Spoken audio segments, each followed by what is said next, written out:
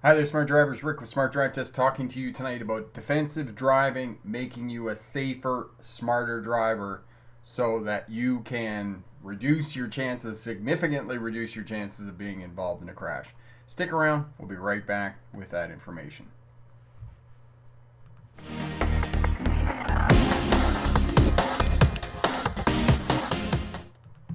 Hi there, smart drivers. Welcome back.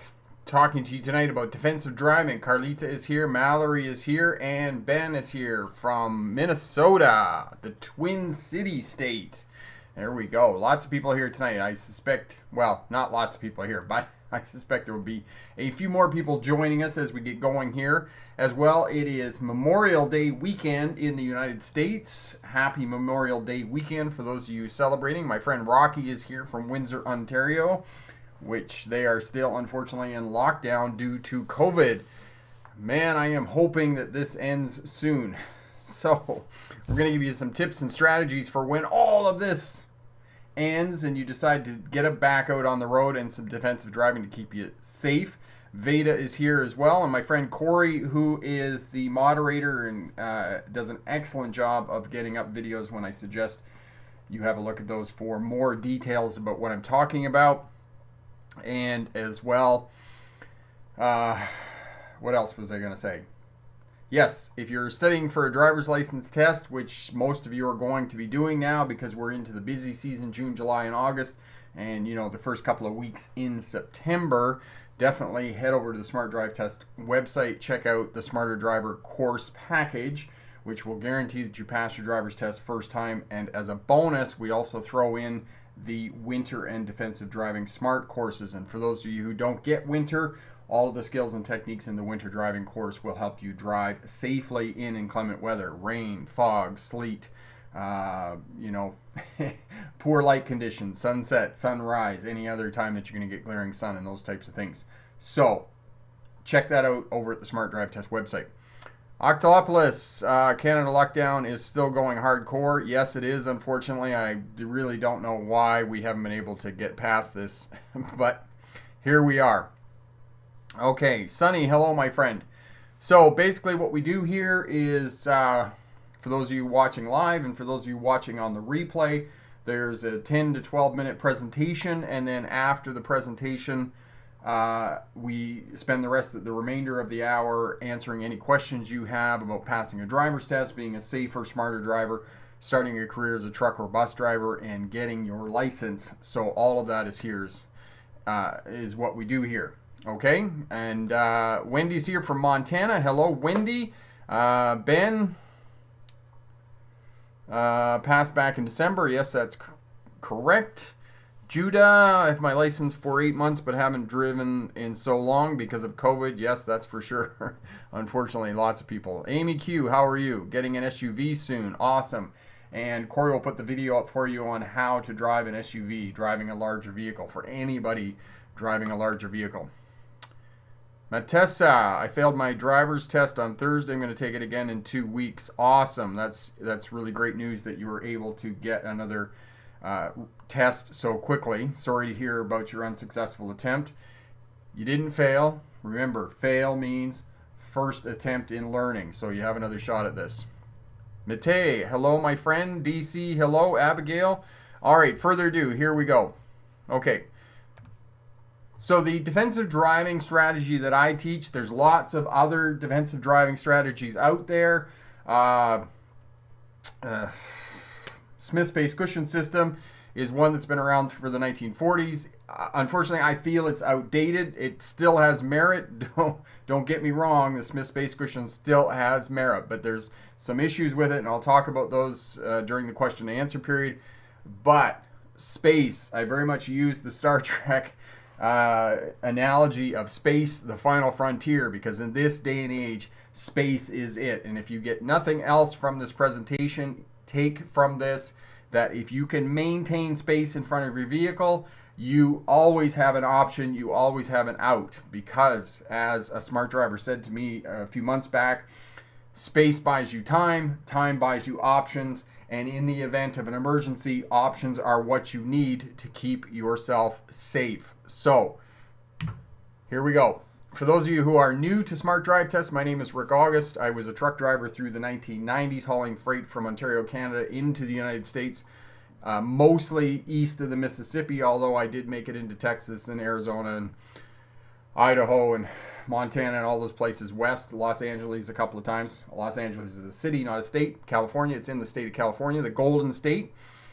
While I went to university in Australia, I drove for Greyhound and one of the regional bus lines there as well. And Australians were fond of saying to me that they started Greyhound. I never did actually check that fact out. In a bid to come off the road, because I was running long haul, I became a licensed commercial driving instructor in 1997. That should be 1997, not 1998. That's a typo. In 2006, I graduated from the University of Melbourne in Australia with my doctorate in legal history, which is the study of policing, courts, and prisons. My expertise is in policing as it relates to traffic. So I never really went afield, so to speak, of what I'm doing now. I just went deeper and deeper, an inch wide and a mile deep, kind of how that goes with a degree. And if you want to know more about me, you can check out my autobiography over at the Smart Drive Test website, and tons and heaps of other great information over there as well. So head over there if you get a chance. Last week I put up the video, most common mistakes, the top 10 most common mistakes made on a driver's test.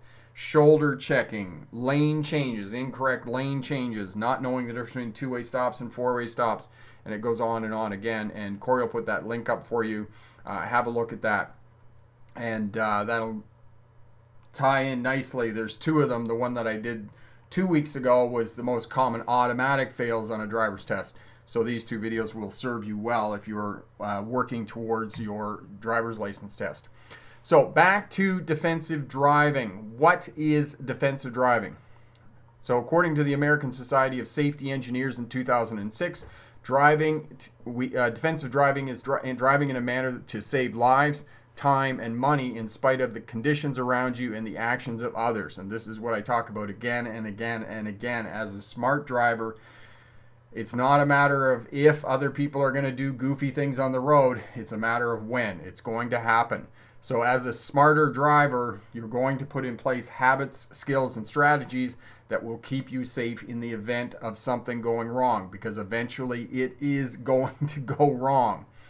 The World Health Organization in 2004 said worldwide an estimated 1.2 million people are killed in road crashes each year, and as many as 50 million are injured. Projections indicate that these figures will increase by about 65% over the next 20 years unless there is new commitment to prevention.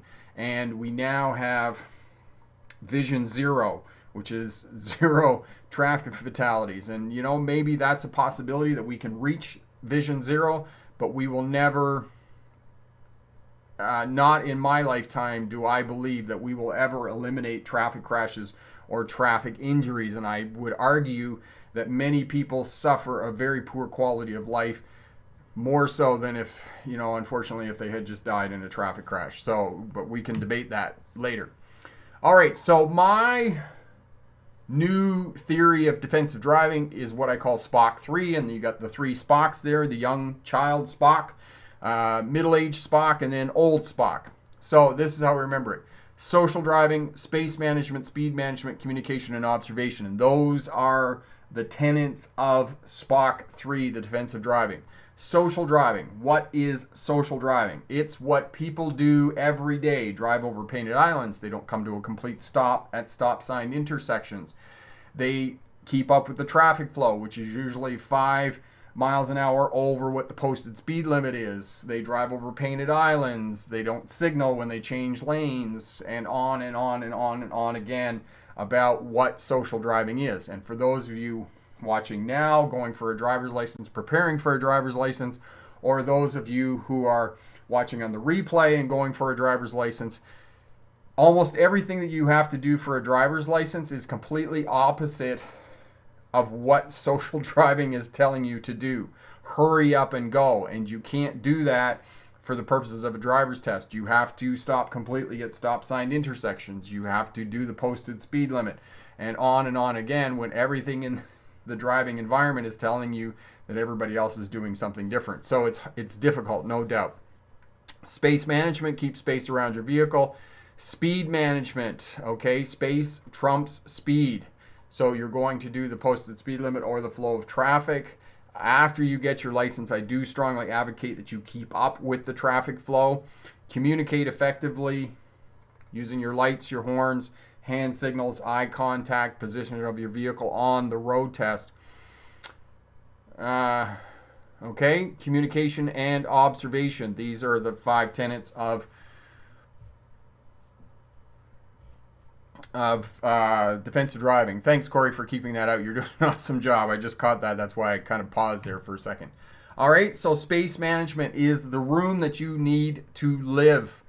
All right, when you're driving your vehicle, you can always manage the space in front of your vehicle. And I've had students, commercial drivers say to me again and again, if I leave space in front of my vehicle, somebody's going to cut in there. Yes, they are. Eventually they will. But you'll also find out that they won't be there for more than a couple of seconds because they want to go faster than you and they're just going to be off and gone.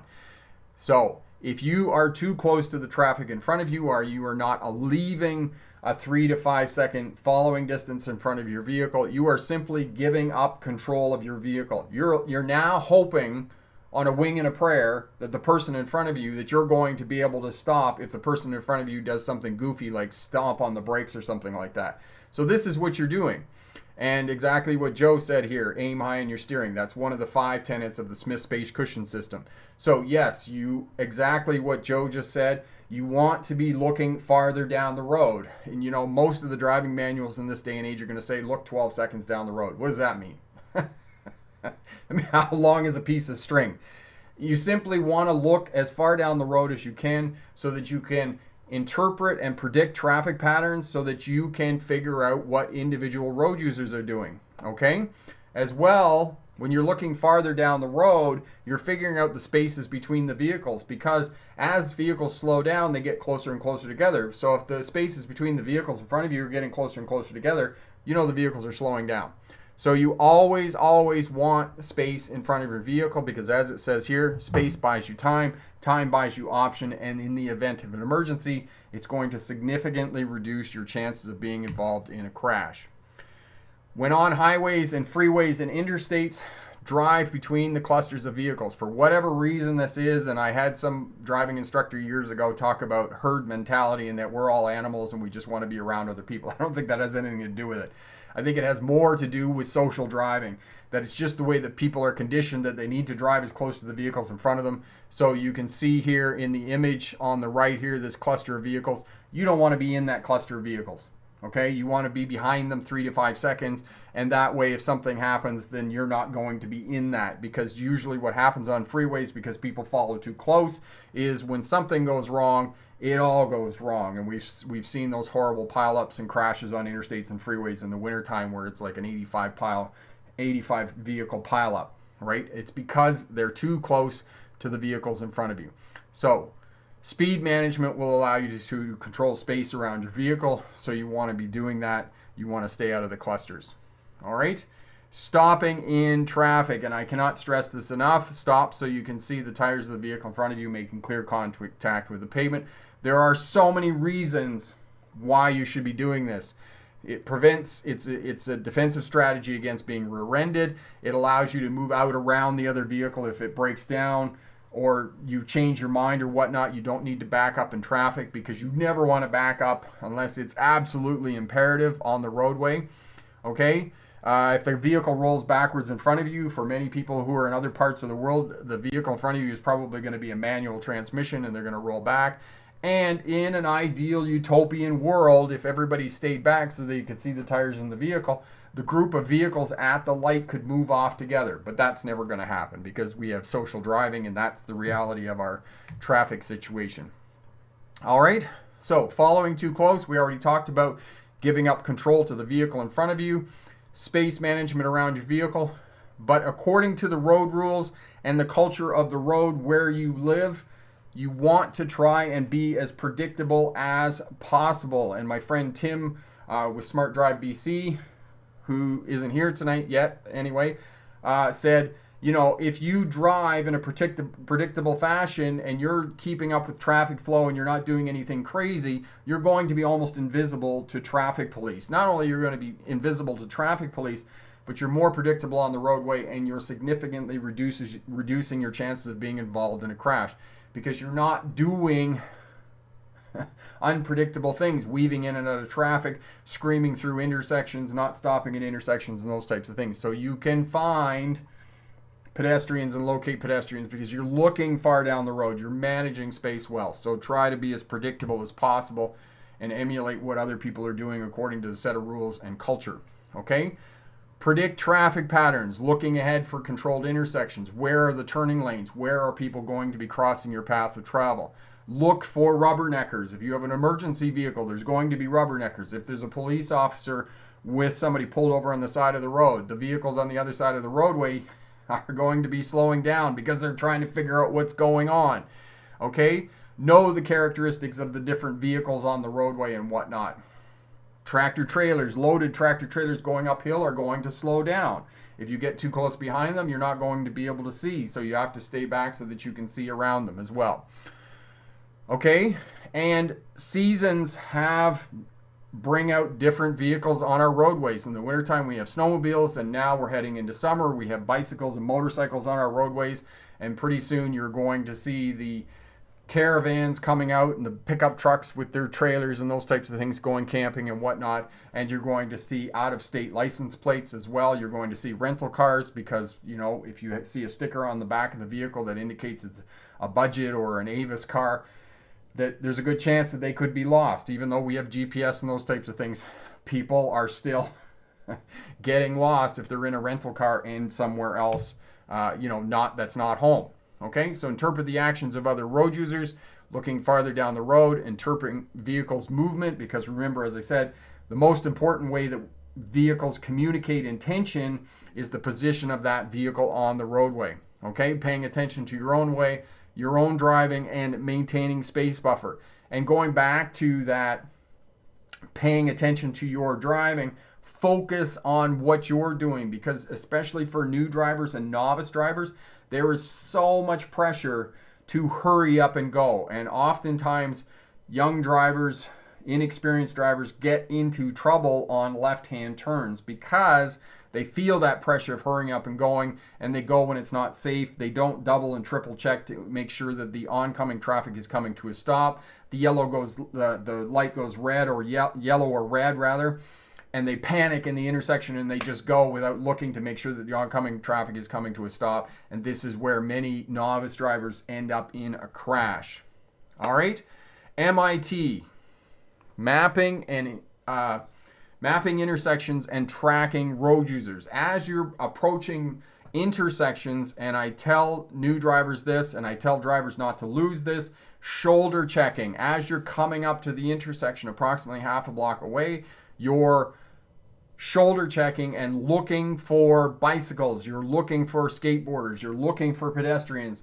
And then as you approach the intersection, and if you sit there for a while, you went past the cyclist a half a block back, you know that if you're going to make a right turn at that intersection, that cyclist is coming up because you already located that pedestrian, or that cyclist rather. And then you get to the intersection, and now you're tracking the movement of that road user. Pedestrians on either corner of the intersection, you've located them as you approach the intersection, and now when you get to the intersection, you're tracking their movement because they're going to cross your path of travel. So where did that pedestrian go? Where did the cyclist go? Where did that kid on the skateboard go? Where did that brown truck go? Okay, so as you're approaching the intersection, you're locating, and as you're sitting at the intersection or waiting at the intersection, you're tracking the movement of those road users. So where is the intersection? And know that more than 40% of crashes occur at intersections. So this is a high risk area, right? It's kind of like going back to Star Trek. When you're approaching an intersection, you should be on yellow alert because more than 40% of crashes happen at intersections. It's a danger zone.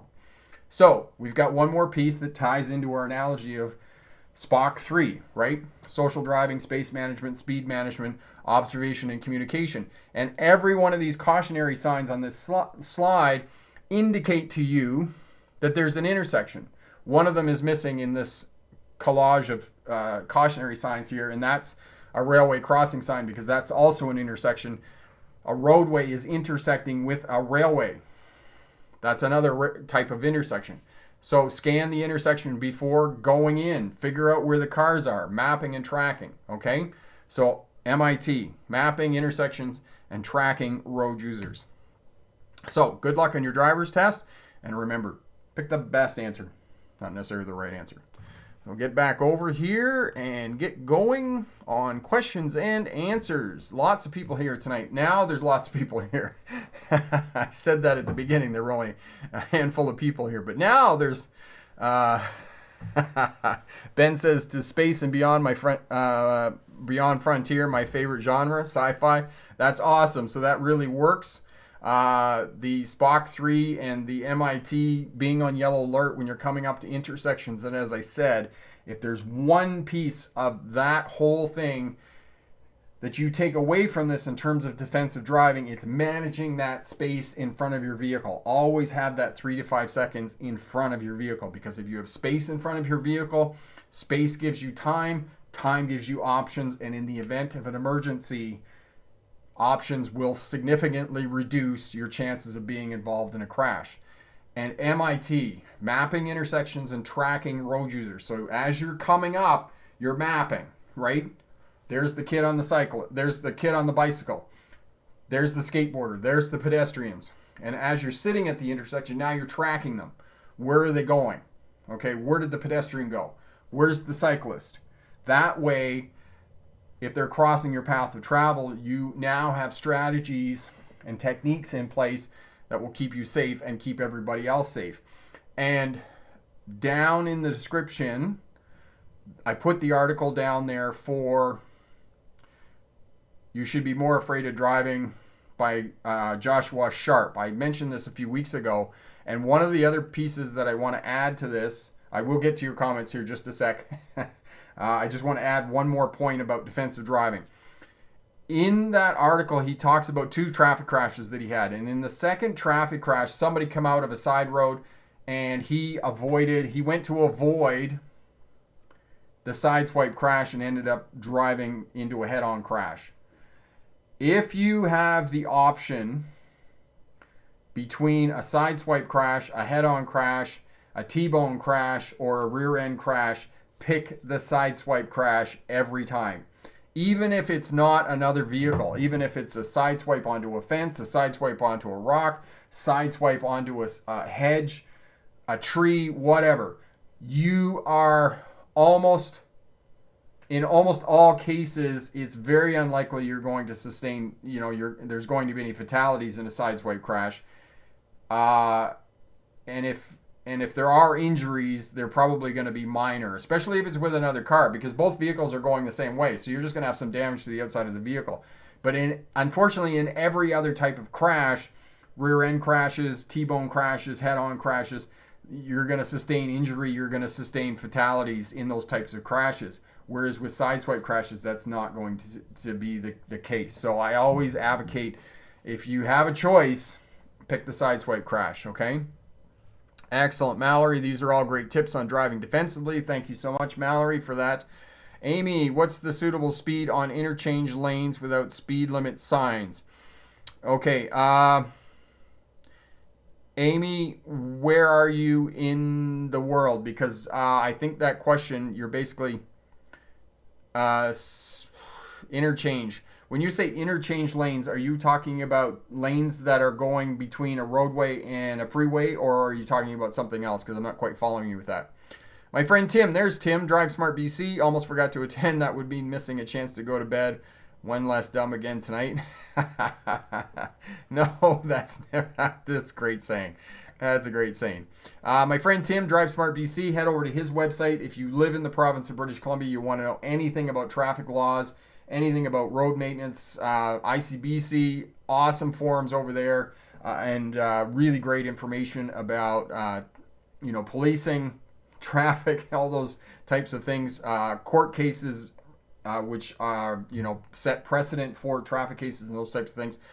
Tim is a retired RCMP officer here in the province of British Columbia and has a great site over there with awesome information. So be sure to check that out as well. All right, Amy, you're in the U.S. Okay, so Amy, what I would suggest to you is to head over to the Smart Drive Test website. Up in the menu, click the frequently asked questions and click your state or province, and it will tell you what your speed limit is inside the city and what your speed limit is outside of the city. That may give you a guidance, okay? Because unfortunately, every state in the U.S. is slightly different. Most of them are around 30 miles an hour or 25 miles an hour inside the city and then 50 miles an hour outside the city. But there are some variations. Okay, so Amy, in U.S. interchange between freeways. Oh, okay, so between freeways. Okay, so between interstates. So basically you're talking like going from 635 to Interstate 35. Yeah, essentially I would suggest, if you haven't been on that interchange before, I would suggest going whatever the suggested cautionary signs are until because there's a lot of places that you could potentially go a little bit faster, but until you know what the interchange is and how comfortable you are and how fast you can go. And of course it's going to tie into what the conditions of the roadway are too, right? If it's raining and those types of things, you're not going to be able to go as fast and whatnot. So that's the speed limit for interchanges. When you're not familiar with it, just go by what the cautionary signs are, and then after you get familiar with it, then you can go a little bit faster and whatnot. Matt, what advantages does a Class 3 have without air endorsement? So is that what you're asking me, Matt? What advantages does a Class 3 have without air endorsement? Matt, if that's what you're asking me, if you're going to get a Class 3 license, I would suggest that I strongly encourage you to get an air endorsement. You're going to have a really tough time in this day and age of finding a Class 3 vehicle that does not have air brakes on it. There's very few vehicles that have juice brakes on them. Unless it's, it's a single axle box truck, then you might get hydraulic brakes on it. But for the most part, if it's a tandem axle, which is what you need a Class 3 for, they're going to be air brakes. Okay? And Corey's put up the link to Drive Smart BC, the website over there, so have a look at that. Okay, Veta, so on highways, everyone going too fast, should I follow the posted speed or go with the flow of traffic? Veta, do you have your driver's license, or are you working towards getting your driver's license? Answer that question for me. Caroline, thanks so much for your videos. I passed my road test for a full license last week. Checking your tips was really helpful. Caroline, that's really super awesome news. Thank you so much for dropping back and letting us know that you passed your driver's test. Congratulations, and really enjoy that freedom. Where'd you go for your first driver's test? Or not driver's test, but your first solo drive. That is really awesome news. Optopolis, question for exiting off interstates in the U.S. Aren't the yellow speed limit signs on off-ramp suggested speeds? And would you have to slow down to that speed while on the off-ramp? Optopolis, yes, those are suggested speeds for getting off the freeway or interstate. But if you're not familiar with that exit ramp, how sharp, how curvy it is, then you want to try and get as close to those cautionary speeds as you can. Until you get familiar with it, then, stick to as close to that as you can. Gold Streak, hey Rick, this is Cody. Jay, how's everything? Everything is awesome, my friend, and yourself? Excellent. Okay, Mallory, excellent. Okay, we got all that. A couple more back up here. My friend Goose is here. I saw that. Where'd you go, Goose? There's Goose. Hello. Wendy, got the Sunday drive test. 7 minutes was so he felt so safe with me driving. As everyone says, I drive like a cop anyway. It's funny. That is funny. That's a good story. Goose, Imran. Everyone, greetings from Toronto. Thanks for another great video, Rick. Going for my BZ soon. That's awesome. And for those of you who may or may not know, in the province of Ontario here in Canada, we have a Class B license, which is specifically for school bus. And the Z is an air brake endorsement. So that's a pretty tough challenge as well. Years ago when I was, because I may have told you this story previously, in the province of Ontario, they're a little bit backwards. You have to be licensed to teach drivers how to drive a car, but you're certified to teach people how to drive a tractor trailer or a school bus. So I went backwards. Instead of getting my car instructor's license. I got my certification first, and then I went and got my car instructor's license because I couldn't get hired because I didn't have the license. So in the middle of that, of transitioning between certification and actually getting my license, I went and got my BZ, my school bus license. So I did yet another driver's license test, which was the BZ license. All right. Optopolis. Okay, then so it's the same idea as roundabouts. That came up on a recent drive around town and was getting totally different answers on the correct answers on that. Okay, excellent. Glad we could clear that. Yeah, if it's a diamond sign that's yellow with a black writing or symbols on it, that's a cautionary sign. And the same with the speed underneath, okay? If the suggested speed underneath is black lettering on a yellow background, that is cautionary. That's a suggested speed. That's not the speed that you have to do. If the speed underneath is black letters on a white background, then that's regulatory. Okay, it's like the playground signs that we have here in Canada and other places. You have a playground sign, a cautionary sign on top, but you have a regulatory sign underneath that it's 30 kilometers an hour from sunup to sunset. Okay, that's a playground sign. And then you have the school signs. And again, it's a regulatory, it's a small regulatory of the speed limit underneath, whether it's 20 miles an hour or 20 kilometers an hour. That's a regulatory sign, and that's the speed that you have to do. Okay, it's not a suggested speed. So roundabouts are the same. Okay, it's a cautionary sign and it's a cautionary speed. Okay.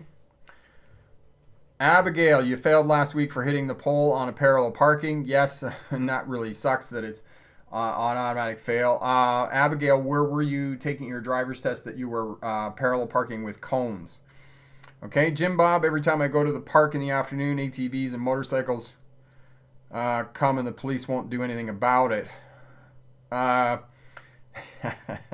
Jim Bob, I can tell you how to get the police involved. Call the mayor. If there's motorcycles and ATVs that aren't supposed to be there, call the mayor. The mayor will call the police department, and I guarantee you there will be something done by it. Okay? Rocky, well, about 9:30, I have to be in bed by now. Please excuse me. Good night, and I'll catch another live stream next Sunday. Bye now. All the best, Rocky. Have a great night, my friend. Take care. Thanks for showing up. Judah, I'm coming to Ontario this summer. Is it anything I should know about Canadian roads? Judah, where are you coming from to go to Ontario, my friend? Okay, excellent. Caligula, there we go. How to safely identify the point of no return when making stop and go decisions at signalized intersections. So you're talking about yellow lights. Corey will put the video up for you on how to deal with yellow traffic lights, and that will help you out because, what was I going to say about that? Yes, for the purposes of a driver's test, red traffic lights and yellow traffic lights mean the same thing, that you have to come to a stop. If you proceed through an intersection on a yellow light during a driver's test and the examiner looks up through the top of the windshield and sees the light go red, unfortunately that is an automatic fail on the driver's test. And again, 2 weeks ago, the video I put up on automatic fails, unfortunately yellow lights is one of those automatic fails on a driver's test, okay? So Abigail, you're in Texas. Awesome. Okay, sorry to hear about your unsuccessful attempt, but you're definitely going to get it next time, okay? Just a little bit more practice with your slow speed maneuvers and you're going to do really well. Jim Bob, cautionary playground signs will look like a diamond sign that's yellow with a symbol of a seesaw. Yes, sometimes, Jim Bob, they will have a picture, that symbol of a seesaw, but most of the time they just have one person on it. It's one person chasing a ball. Is the one that I'm most familiar with in terms of playground signs. The reason I know that is because playground signs and school signs confused me for the longest time, and then I found out that school signs have two people on them. You know, it's kind of like that little rhyme we learned when we were kids. When two vowels go walking, one does the talking. That's the way that I remember school signs. School signs are also pentagon shaped. They're shaped like this house, whereas playground signs are cautionary, yellow, and they have one person on them, usually chasing a ball. Abasi, I am doing fine. Yourself? Judah, you're coming from South Carolina. Oh, that's a good drive from South Carolina to Ontario. Awesome. No, you're not going to find a whole lot of difference once you get into Ontario. The only thing, Judah, that you will find different when you're in the province of Ontario is many of the signs are bilingual. So if you've been to Louisiana, it's probably similar. I haven't been into the south of Louisiana in the French-speaking parts and those types of things, but many of the signs in Ontario, traffic signs and road signs and those types of things are bilingual, French and English. So, I mean, that's probably the only thing that you're going to find interesting. Oh, and kilometers, as opposed to miles per hour. So 100 kilometers an hour is 60 miles an hour.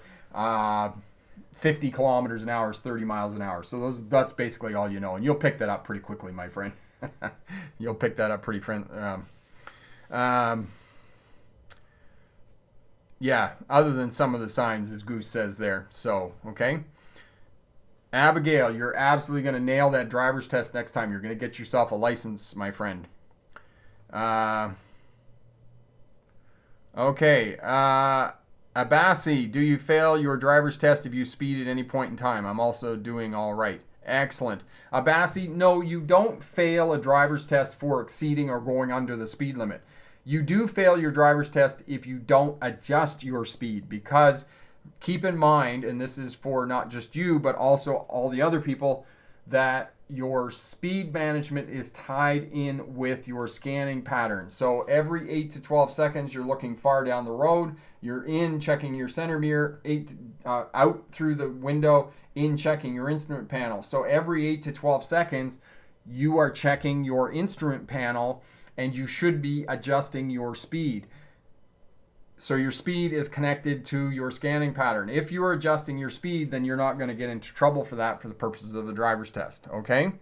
And again, for all of you watching now, all of you watching on the replay, Pass Your Driver's Test First Time is a course package we have over at the Smart Drive Test website, because we know that your driver's test is the most stressful day of your life. So, completely guaranteed, 100% guaranteed. Look down in the description there. You can get a 30% discount off that, and you can pick it up for about $30 US.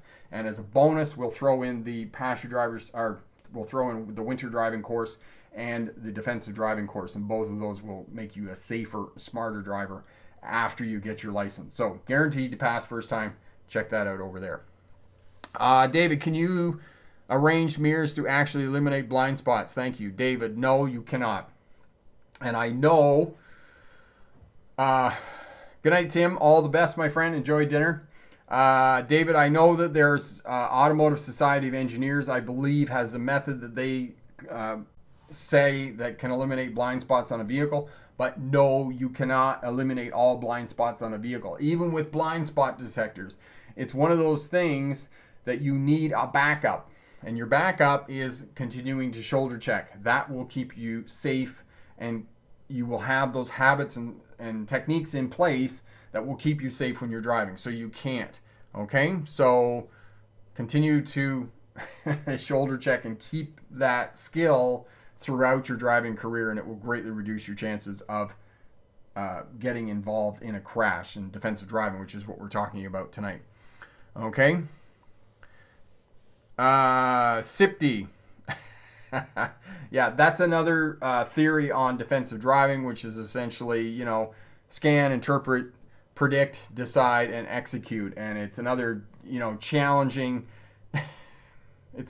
And then of course the province of British Columbia, ICBC, came up with see, think, do, which is just like wow. That wasn't a whole lot of time put into that one. But SIPD is another one. It started as ZIPD, interpret, predict, decide, execute.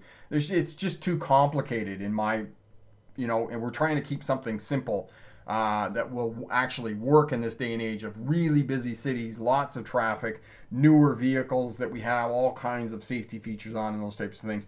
My mate here has a 2-year-old Dodge pickup. He says it won't let him back into anything because of the sensors and those types of things in the vehicle. But the issue is, what happens if those sensors break? What happens if he gets into somebody else's vehicle? Then what's going to happen? Abigail, thank you for that lovely, lovely sentiment there. Excellent. We really appreciate that. Thank you so much. Judah, thank you for the lesson tonight. You have a great night. You as well, Judah. All the best, my friend. Yes, excellent. Thanks, Mick. Okay, Abassi, if you are backing up, do you have to turn your body completely around to look back? That's what I do. I also have a permit, so that's why I want to know when I take my test next month. Yes, Abassi, when you reverse, hand over the back of the passenger seat and look over your shoulder out through the rear window. And Corey will put up the video for you on how to reverse a vehicle. You can use your mirrors, you can look at your backup camera, you can check it, okay? But you can't use it as your main line of sight, okay? You can check it, but you need to be looking out through the back window for sure, okay? DC, can I do my road test in a stick shift? DC, if you feel comfortable doing your driver's test in a manual transmission, by all means, there is nothing stopping you from doing your test in a manual transmission. For many novice drivers, it's just too overwhelming. So they take it in an automatic transmission. If you have any doubts at all about a manual transmission, I would suggest that you take your test in an automatic transmission just so you can focus completely on driving and not get distracted by the fact that you're trying to figure out how to drive a manual transmission. But you can for sure. Jim Bob, I heard that a GPS took a driver on railroad tracks. I don't know whether that's urban myth, Jim Bob, or whether that's true. But I wouldn't say no. There is a possibility for sure. Haunted Beast, I binge watched your videos and passed my driver's test last week. Thank you. You are most welcome, my friend. That is absolutely awesome that you passed last week. Really, really great that we could help you out. And thank you for stopping back and letting us know. Where'd you go on your first solo drive there? Awesome. Lots of people here. Lots going on tonight. That is awesome. Just making sure I got all the questions here. If I missed your question, it is busy tonight. So if I missed your question, just leave me a note here and let me know, and I'll see if I can find it and answer your question for you. Joshua, so if I'm looking out my back window while backing into the spot, at some point I can look forward and glance up at the backup camera to line it up. Yes, and generally what I would suggest, Joshua, if you are going to do that, just pause, like bring the vehicle to almost a stop, then kind of look forward and then look back again and back up. See the video here on your different kinds of parking. So, reverse stall parking, for example, backing into a parking space, you're going to have to do that for the purposes of your driver's test.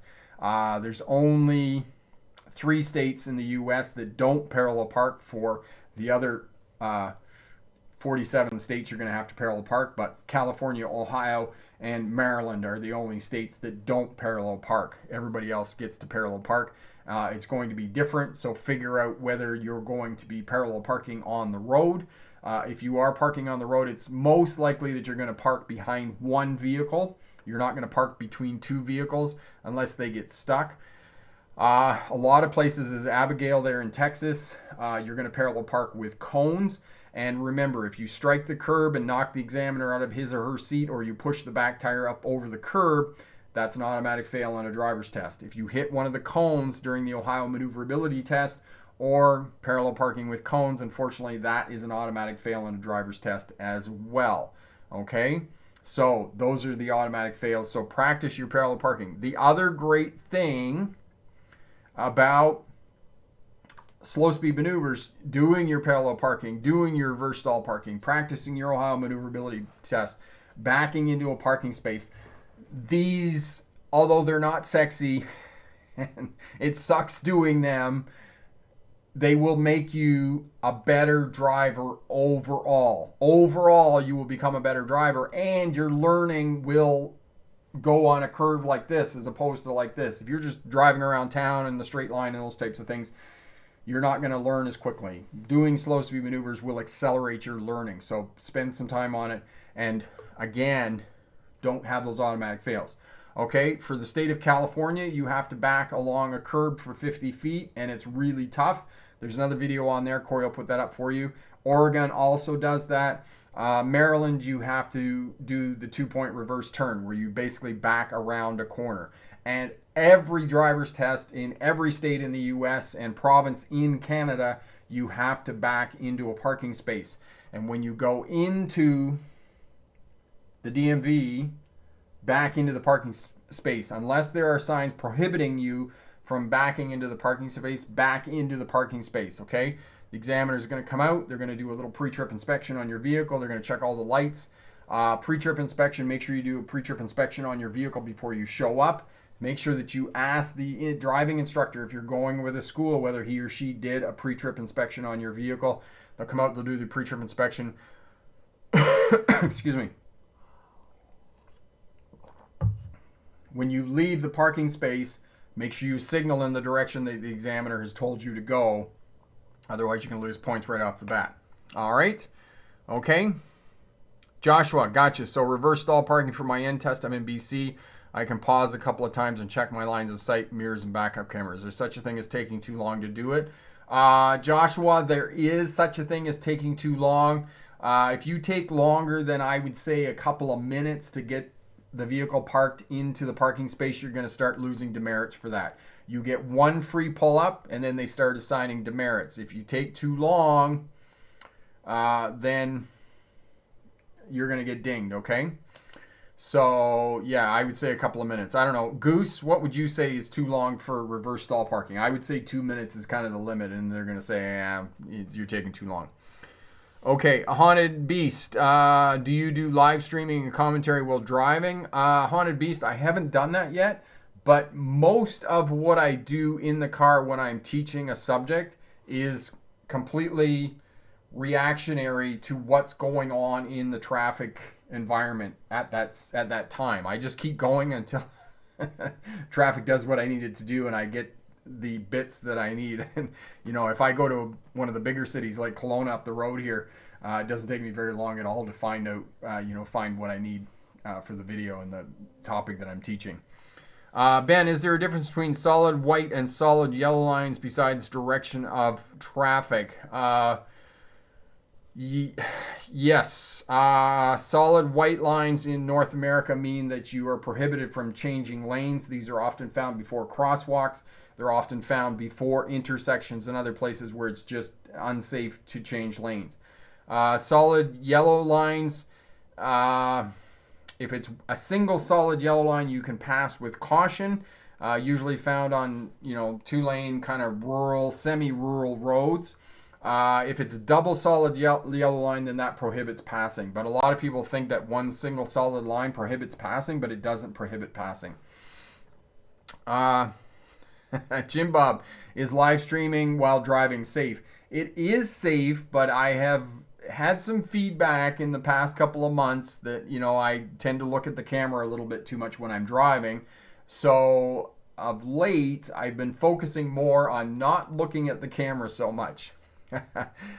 So yeah, as long as you're not focusing on the camera, you're just driving and doing what you need to do when you're driving and live streaming, then you're going to be fine. But the other issue with live streaming, I don't think I would do the live streaming because one of the things that I do when I'm driving and I'm teaching now is I do multicam. So I have three cameras in the vehicle, which gives you better points of view, and I can talk about certain things. So if I'm looking in the mirror and looking out the back and figuring out what's going on behind me, then I have a camera that looks out the back as well, that will give you a bit better point of view. So I don't think live streaming would work very well.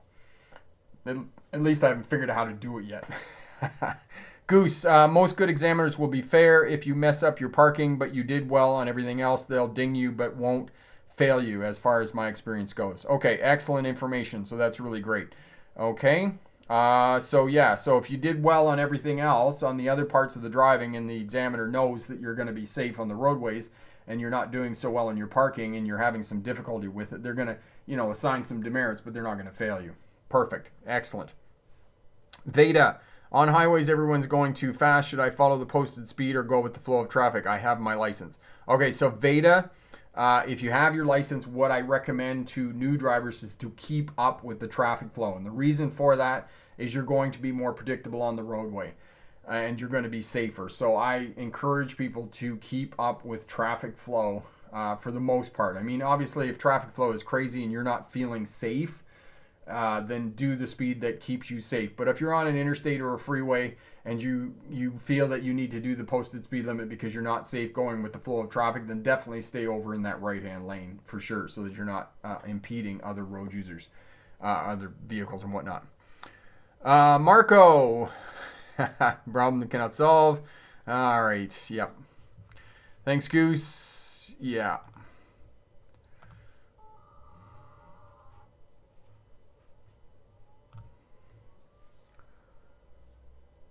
Joshua, one more reverse stall question. Sorry.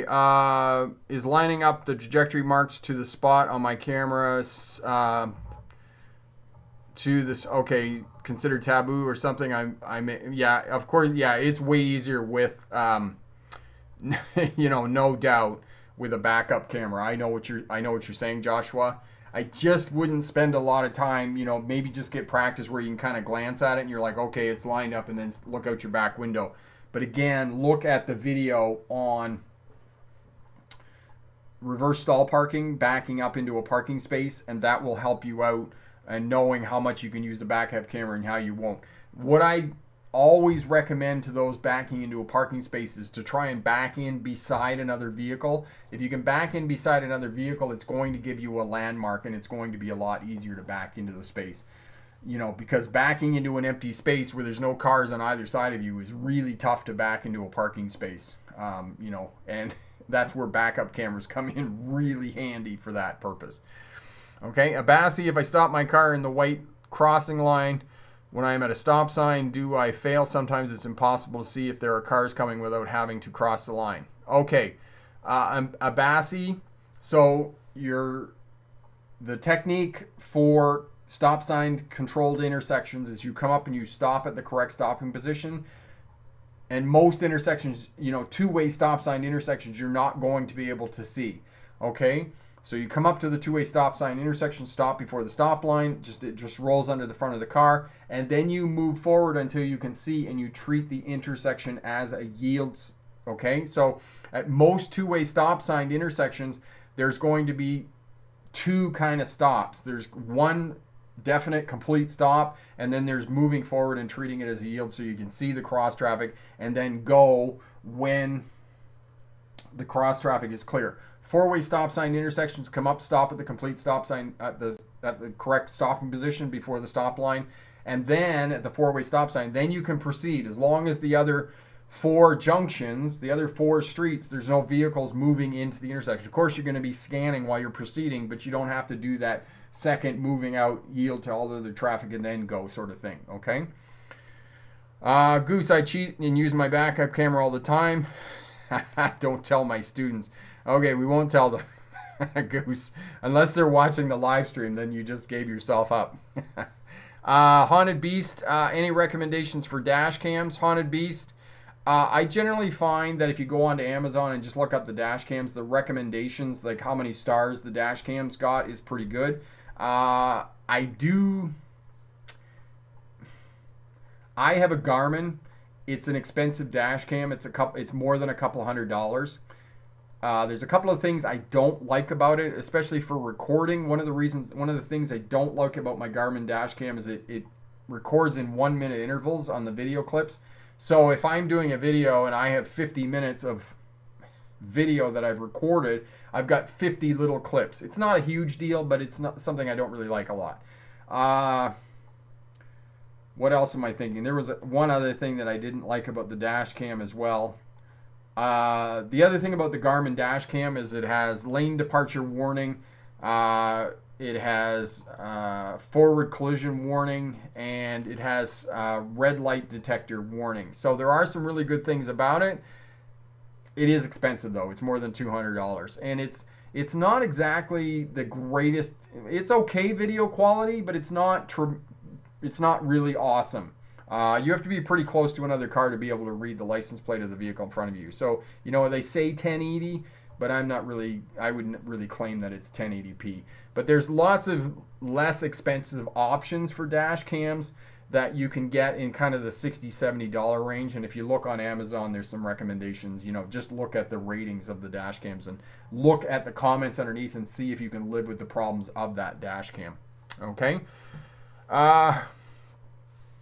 Mustafa, any recommendations for a first car? I'm thinking of a 08, 09 Toyota Corolla. Also love the videos, and will be getting my license soon, hopefully. Absolutely. Mustafa, The Corolla is a great car, and I would definitely recommend that for you. Go to the video last week on road trips. In that video, go to the description, and if you're looking for safety ratings, the organization in the States escapes me. It's the company, the organization that does safety ratings, and there's an article in the description there of the road trips, the highlights road trips video, that will give you, and I want to thank Tim at Drive Smart BC for this, list of recommended vehicles according to safety ratings. IIHS is what comes to mind for the organization and the ratings for that. So anybody who's looking for a vehicle safety ratings, have a look at that article on that video. Corey will stick that up for us as well. Mallory, why is it so important to keep both hands on the steering wheel while you were driving? Mallory, not so much. It's very much it's a thing for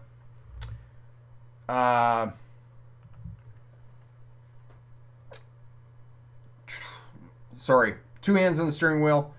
For the purposes of a driver's test, you have more control while you're driving. Absolutely, okay? You don't want to be driving with one hand and those types of things. But as you're leading up to your driver's test, definitely keep two hands on the driver's test, or two hands on the steering wheel. After you get your license, it's just, you know, it's not something you're going to be able to do all the time, because now we have power steering. We have all of these crazy things with, you know,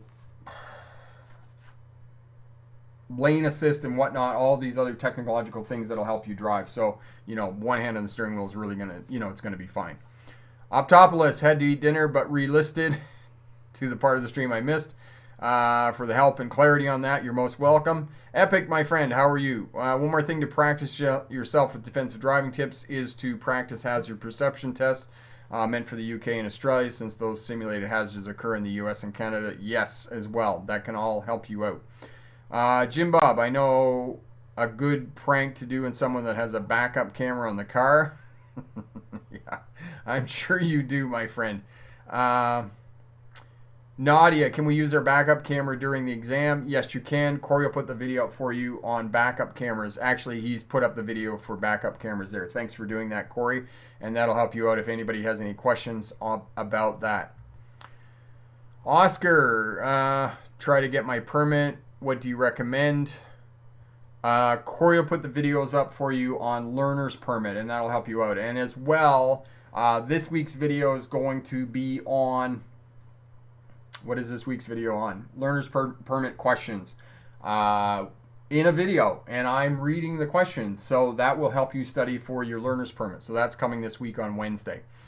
All right, excellent, excellent, excellent. Pooja, thanks so much for your videos. They helped me pass and cope with my anxiety. I felt very nervous at first, but then I remembered your tips and explanations, which helped me a lot. Excellent. Congratulations on passing your driver's test. That is awesome, awesome news, and we're so happy to hear that we could help out with that success story. Awesome. That is really, really, really great. Okay, and for other people who are watching now, watching on the live stream, be sure to check out Pass Your Driver's Test First Time course package. Guaranteed that you pass your driver's test first time over at the Smart Drive Test website, because we know that your driver's test is the most stressful day of your life, and it's what keeps you up at night because you're not sure if you're going to pass or not. Completely guaranteed that you'll pass your driver's test first time and won't fail. And as a bonus, we'll throw in the winter and defensive driving courses smart, and those will make you a safer, smarter driver after you get your license. So we're getting near the end here, so if you have any questions, drop them in the comments there. I stick around for a few minutes after the live stream is over and try and answer any questions that people have to help them out and those types of things. Jim Bob, get a scary action figure like Freddy or Jason to locate the rest of the camera and take it. Yeah, there you go. That'll work for you, Jim Bob. It might get you a good smack too, but you know, at your peril. Yeah, you can use a scary picture. All of that'll work for you. Awesome. Carla, please could you give me the information who in Guelph can give me some class of driving about how I can put back the car into the parking lot. Carla, send me an email, Rick at Smart Drive Test, and I will see what I can do in terms of finding a driving school for you there in Guelph that'll be able to help you out and get you going on being able to back into a parking space and get you ready for your driver's test there. Okay, and Corey's put the link up for the Smarter Driver course package, so be sure to check that out as well. Awesome. You're most welcome, Veda. Happy to hear we can help out. Goose, what is this push-pull steering technique I'm suddenly hearing about, Rick? Push-pull, Goose, is the old school where you go like this. You pull the steering wheel, you keep this hand on the wheel, you pull this up, and then you pull it again. So it's push-pull, push-pull, push-pull, push-pull. That's what it is. And some places in Europe use it. The UK use it. It's very slow. I've tried it a few times. There is a video here on the channel that will show you how to do the push-pull. I did demonstrate how to do it. I find it very awkward to do the push-pull as opposed to the hand-over-hand. I find hand-over-hand much quicker.